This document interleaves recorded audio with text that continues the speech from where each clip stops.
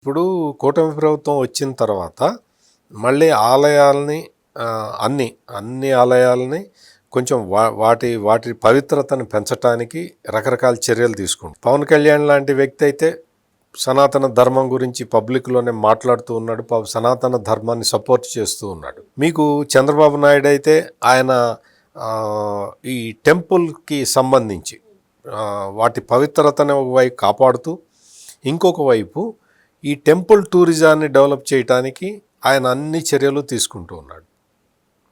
అంటే భక్తులు ఎక్కువ మంది రావాలి ఈ ప్లేసులకి అనేది చంద్రబాబు నాయుడు ఉద్దేశం.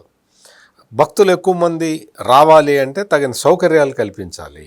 సౌకర్యాలు కల్పించే క్రమంలో మొత్తం రాష్ట్ర ప్రభుత్వం నిధులు ఖర్చు పెట్టడమే కాకుండా ఈ మొత్తం అంటే ఈ టూరిజానికి సంబంధించిన ప్యాకేజీలు డెవలప్ చేయటం, కేంద్ర ప్రభుత్వం స్కీమ్ ఉంది, ఆ స్కీమును ఉపయోగించుకోవటం, ఇటువంటివన్నీ కూడా చేయటానికి కూటమి ప్రభుత్వం రకరకాల చర్యలు తీసుకుంటున్నది.